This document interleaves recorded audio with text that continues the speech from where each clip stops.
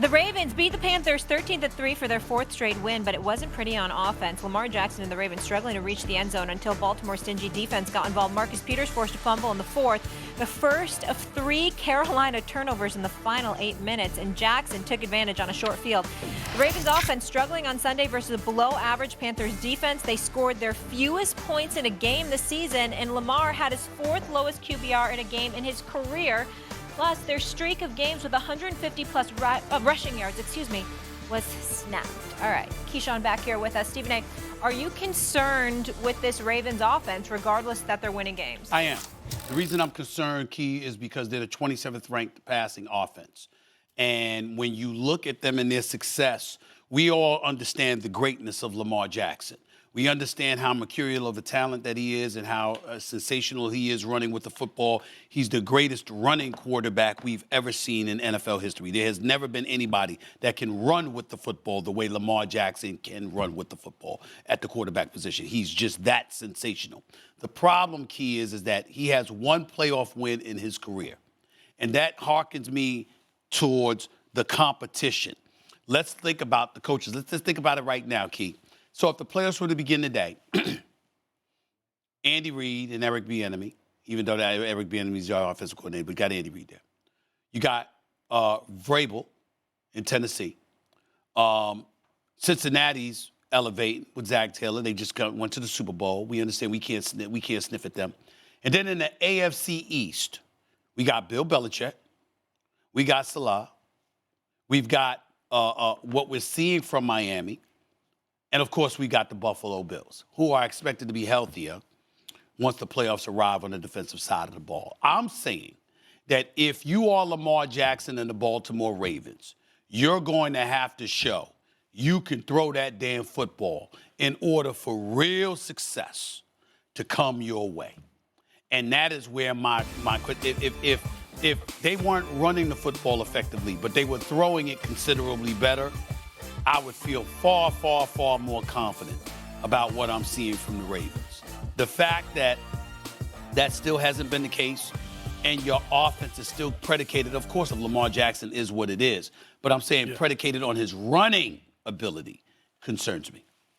You know, there is a little bit of cause for concern, I would say, with the Baltimore Ravens offense, but at the same time, this has been the same conversation that we done had now for 5 years. Nothing's changing. Nothing's changing in 5 years. What they've got to do is they got to win a division.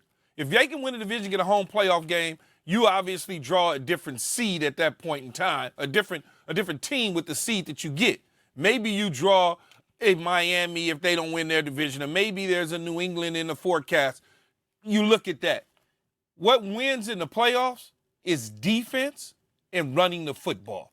That is what wins in the playoffs. And if this is truly a Baltimore Ravens defense has gotten back to the old ways, then they're going to win. They're going to win games by running the football with Lamar Jackson and whoever totes it at the running back position and playing solid and sound defense. That's why they went out there and got Roquan Smith from the Chicago Bears, because they needed to solidify their defense. Their secondary stays healthy, then they can become one of the better secondaries up against the likes of Tyreek Hill and company in Miami, or Patrick Mahomes and the receivers that they have, or the receivers in the passing game in Cincinnati, the receivers in the passing game in Buffalo, because God knows New England doesn't have a passing game. So when you look at the teams that they may have to face come playoff time, they got a defense that can challenge those offenses. Now it's whether or not they can run the ball effectively and put points on the board. Well, I'm going to challenge you on that, because they usually have a defense that can challenge, and they usually can run the football. The impediment to their Super Bowl aspirations has been their passing attack. And yet again, here we are, like you started saying, we've been talking about this for 5 years. Well, doesn't that concern you that we've been saying the same thing for 5 years? It does, but it doesn't, Stephen A., because this is what they do. We don't But it's say not good enough, Key. But they haven't. It's not good enough to beat Kansas City and Buffalo in the past. But what if it is this year? What if it is this year? There we go. No, what if it is this year, though? What ifs? I'm saying no. You looking at them struggle in the passing game, and you panic. There's no need to panic. Key. If you see a brother throwing the football, right, hypothetically, And he just can't get it done 3 years ago, 2 years ago, 1 year ago. Keyshawn Johnson is not going to sit up there and say, that was in the past, we'll see. He's going to go by the past to say, this is what we've seen. And as a result, I'm not sold on it. That's what you would do. Have you seen other quarterbacks throw the ball in the past? In the regular season, they get to the playoffs and can't figure it out? You've seen that.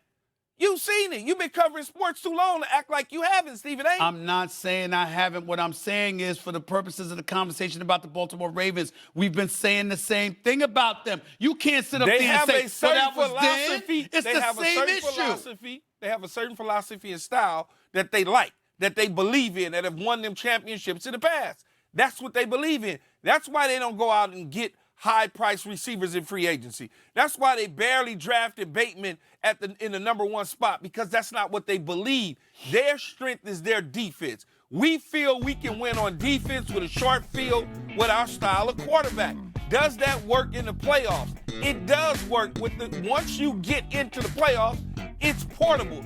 You can take what they do and go from city to city and win football games. I'm not saying they can't win, Keyshawn. I would never disrespect John Harbaugh like that, nor would I disrespect Lamar Jackson like that. What I'm trying to say to you is, bro, who's the favorites in the AFC? It's Kansas City. Okay, all right. Take Kansas City out of the mix. Who would you label the favorite? It would be I would say, if Kansas City gone, I'm going to say Miami. Okay, take Miami and Kansas City out of the way. Who would you pick? Probably going to pick Buffalo. See what I'm saying? I gave you three. I gave you 3 chances to put Baltimore up there, and you can't do it. But Baltimore ain't better than them. Even if they did have receivers, they not better than them. Whoa, wait a minute. If Baltimore, listen, first of all, not better than them. Let me finish. First of all, Duvernay, I ain't going to get on that. Not Ava Duvernay, the great Ava Duvernay. We ain't talking about her. Devin Duvernay, he's had some good moments this year. Let's give him some respect. DeMarcus Robinson shows up. He had 128 receiving yards, 9 receptions last week. Okay, is Bateman going to be back at some point this year? But who would you rather have, Stephon Diggs and Davis, or them? No, I would rather have Stephon Diggs, without question. What I'm saying to you is this, though. If your passing attack was better, if you had a Stephon Diggs, don't tell me then we wouldn't be talking about Baltimore in a different light. So maybe their philosophy that has worked for them is worked enough to get them to the postseason, but not enough for them to close the deal. It's the philosophy. When you look at the history of the Ravens in the past when they won, how did they Ray Lewis and Ed Reed in there, bro? Hold on, let me finish. They had Ed Reed and Sugar Bear Ray Lewis and company. They believe in defense.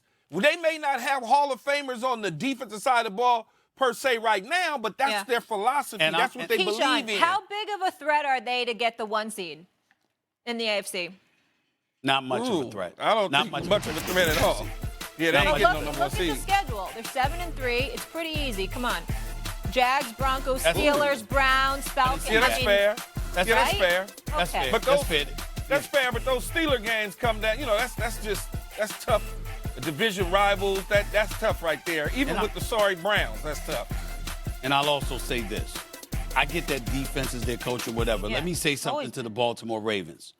It's been a while. It's been a while since Ray Lewis was out there. It's been a while since Ed Reed was out there. It's been a while since Terrell Suggs was out there. This is not the Ravens' defense of old. I understand they've improved their defense dramatically, and they deserve a lot of credit for that. Yep. And I'm not taking anything away from them. They're formidable. But these ain't those dudes. When you won championships, you had cats like that on the field for you. That's not the case now. And as a result of that, you need more from your offense. And Lamar Jackson needs more help. And it's just that simple to me. You keep screaming help, it's too late to get some help. Ain't nobody left but OBJ. And OBJ ain't going there. That's the only one that's left. I was just trying to be nice about it. I was just trying to be nice about it. That's what I'm trying to be nice about it. So. All right. Let's leave it there, guys. Coming up, we're all hyped and ready for Steven's A.